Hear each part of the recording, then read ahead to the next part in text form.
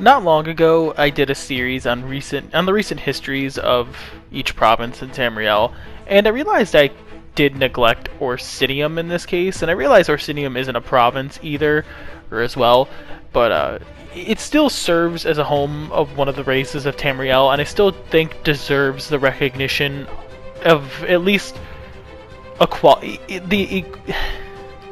equates to in a province, if that makes sense. So today we're going to be talking about the recent history of Orsinium. Towards the end of the Third Era, the Orcs lost Orsinium in the year 399 to the Bretons.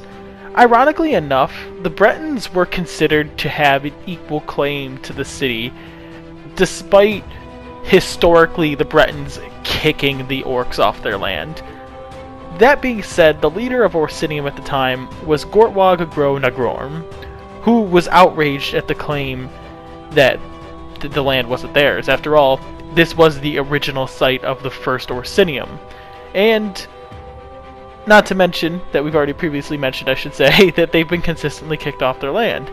So a duel was arranged between Gortwag and Lord Bowen of Wayrest under Imperial law. So this isn't something that was decided by the two of them in High Rock or Orsinium or Orcish law. This was Imperial jurisdiction that orchestrated this whole thing.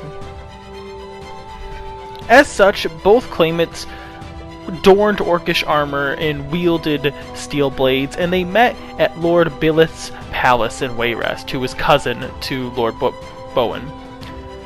I'm sure most of you can assume the outcome that was about to come here, and the duel occurred between the Orc and the Breton. After a 3-hour duel, unfamiliar with Orcish equipment and sort of a sorry swordsman, Bowen lost to Gortwag, and Orsinium was allowed to be held by the Orcs in accordance to Imperial law.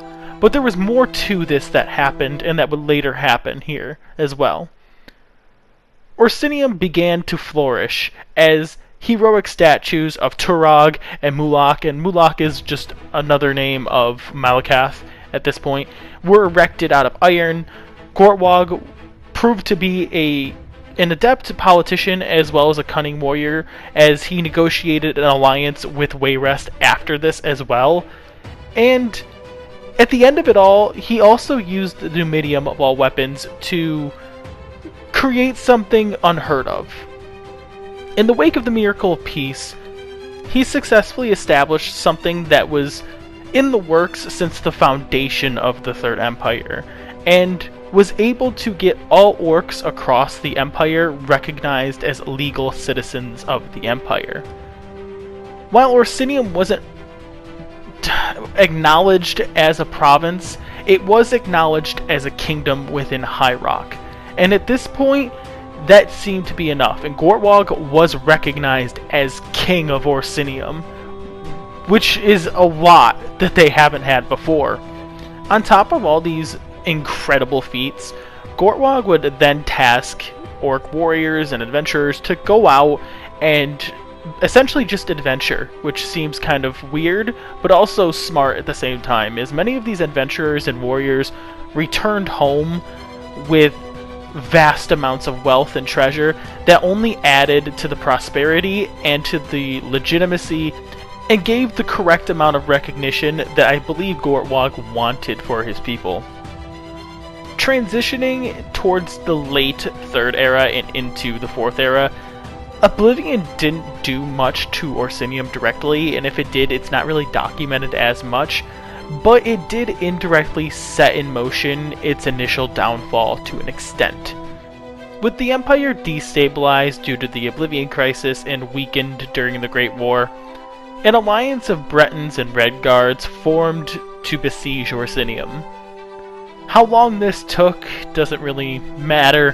What ended up happening is the sacking of the third Orsinium, which actually led to Imperial intervention at this point.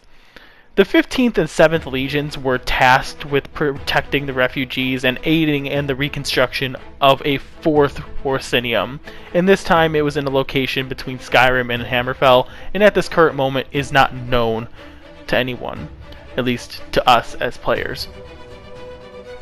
I think the most incredible part about this is the fact that the Empire actually reallocated resources to go and protect Orsinium during all of this, because right now I would think their primary focus is the Third Aldmeri Dominion. And I also think this goes to show the importance that the Empire is placing on orcs and Orsinium as a whole. Whether Gortwog still lives is unknown, and considering he is recognized as king, it would seem likely that if he did die, his news would be widespread across Tamriel, and since we don't get that, I would lean more towards the route that he still likely lives, but I won't rule out that he could die either. Now, while many orcs did flee to the strongholds in Skyrim, a majority of the orcs regrouped to the newest rendition of Orsinium under the combined Orcish Imperial Army. And how that city is actually faring isn't known, but I would assume with the next Elder Scrolls hinted likely being in the Hammerfell High Rock area, that we are going to see Orsinium again very, very soon. And by very soon, I mean in a minimum of 55 years. That being said, this is the end of the video. A couple things I do want to say before you guys leave. I'm trying to fix my upload schedule and my just schedule in general. I back on 40 hours a week, and so really I'm just trying to kind of get everything back in order. I don't know how long that'll last, though, with COVID kind of coming back up. Nevertheless, though, I should be uploading more consistently to what I initially have scheduled and what I keep doing. That being said, I do have a couple things planned in the works. I do have a special coming up, a special project that I want to keep going, or I guess hint at, but not directly give away, as I'm reaching the anniversary of when I posted my first Elder Scrolls lore video, so I want to at least kind of say something about that. So if you guys are hopefully going to be a little bit excited for that when it comes out in January, but I have a special project that I am working on to get that going. The newest video for my newest channel, new channel, is also going to be coming out very soon. I plan on taking this holiday, due to the fact that I have an extended vacation, to take the time and actually finish the editing and finish the audio to everything to this new channel, and I hope to get that kick-started and going this weekend. I hope the video comes out by Saturday or Sunday. That's the goal. We'll see if that actually happens. I'm hoping it does, because I really am enjoying researching and writing the script for this whole topic. I do think these videos will take a degree longer in making them, so with that, I don't think videos will be coming out weekly. I'm going to aim to make bi-weekly videos. I'm probably going to make another update video for that channel, so you guys can get a little bit more, so it's not just a Blake channel for the however long. But that being said, I hope you all enjoyed this video. It's enough for the updates, and I hope to see you all in the next video. Peace. If you enjoyed, please like this video because it really lets me know you're enjoying this content.